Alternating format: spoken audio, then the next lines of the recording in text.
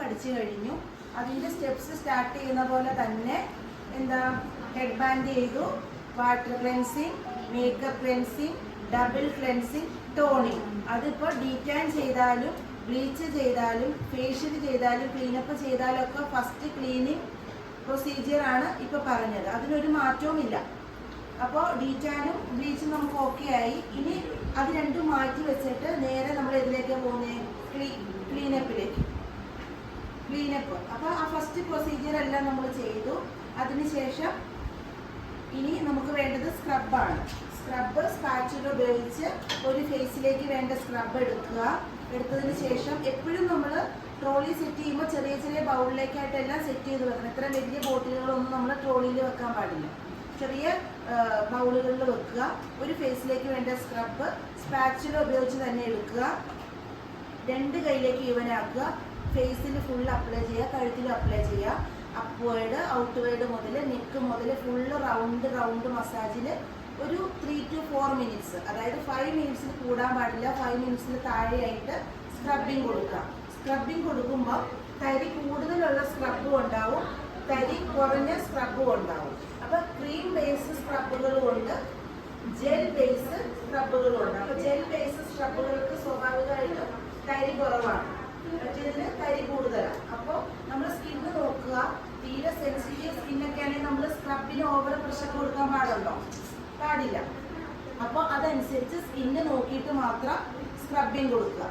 പിന്നെ നമ്മൾ once in A മന്താണ് cleanup ചെയ്യാറുള്ളത്. ഇനി ഒരു 3 വീക്സ് കൂടുമ്പോൾ ചെയ്യണമെങ്കിലും സ്ക്രബിൻ്റെ കാര്യങ്ങൾ നോക്കുക. സ്ക്രബ് തരി കൂടുതലാണെങ്കിൽ പ്രഷർ അത് കുറച്ച് നമ്മൾ കൊടുക്കുക.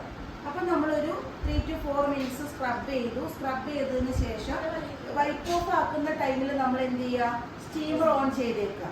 അതല്ലെങ്കിൽ വീണ്ടും സ്റ്റീം വരാൻ കുറച്ച് ടൈം നമ്മൾ വെയിറ്റ് ചെയ്യേണ്ടി വരും. നമുക്കൊരു 30 മിനിറ്റ്സിലെ പ്രൊസീജിയറാണ് എല്ലാം. അപ്പോൾ സ്റ്റീമിന് തന്നെ നമുക്ക് ഒത്തിരി ടൈം വെയിറ്റ് ചെയ്യാൻ പറ്റില്ല. അപ്പോൾ സ്റ്റീമർ ഓൺ ചെയ്യുക. Then scrub full wipe off ആക്കി. അപ്പോൾ ക്ലീൻ ഫേസ് ആയി അല്ലേ. അപ്പോൾ നമുക്ക് സ്റ്റീം ഒരിക്കലും ഡയറക്റ്റ് ഫേസിലേക്ക് സ്റ്റീം കൊടുക്കാണ്ട് ഒന്നുകിൽ ഐപാഡ് വെക്കുക, അല്ലെങ്കിൽ ഫേഷ്യൽ ഗോസ് വെക്കുക. ഫേഷ്യൽ ഗോസ് നമ്മൾ ചൂടുവെള്ളത്തിൽ ഡിപ്പ് ചെയ്തതിന് ശേഷം ഫേഷ്യൽ ഗോസ് വെക്കുക. അതല്ലെങ്കിൽ കണ്ണെങ്കിലും കവർ ചെയ്യാൻ പാകത്തിന് വെറ്റ് കോട്ടൺ വെക്കുക. ദെൻ നല്ല രീതിയിൽ സ്റ്റീമിങ് കൊടുക്കുക. സ്റ്റീമിങ് ഒരു 4 മിനിറ്റ്സ് സ്റ്റീം കൊടുക്കുക. സ്കിൻ ടൈപ്പ് നോക്കിയിട്ട് ടൈം കൂട്ടാൻ കുറയ്ക്കാം. സ്റ്റീം കൊടുക്കുമ്പോൾ എന്താണെന്ന് വെച്ചാൽ സ്കിന്ന് നന്നായിട്ട് സോഫ്റ്റ് ആവും. പോഴ്സൊക്കെ നല്ലപോലെ ഓപ്പൺ ആയിട്ട് നമുക്ക് ബ്ലാക്ക് ഹെഡ്സ്, വൈറ്റ് ഹെഡ്സ്, അഴുക്കുകളെല്ലാം എളുപ്പത്തിൽ എടുക്കാൻ പറ്റും. അപ്പോൾ അങ്ങനെ ബ്ലാക്ക് ഹെഡ്സ് എടുക്കാൻ വേണ്ടിയിട്ട് നമ്മൾ ഉപയോഗിക്കുന്നതാണ് ബ്ലാക്ക് ഹെഡ് റിമൂവർ. ഇത് വെച്ചിട്ട് നമ്മൾ കറക്റ്റായിട്ട് ഒരിക്കലും കസ്റ്റമർക്ക് ശ്വാസം നമ്മളത് രണ്ട് മൂക്കും കൂടെ ഒന്നിച്ച് അടച്ചു പിടിക്കരുത്. അപ്പോൾ ജസ്റ്റ് നമ്മൾ ഫസ്റ്റ് ഫിംഗർ കൊണ്ട് ഒന്ന് സൈഡിലേക്ക് ആക്കുക.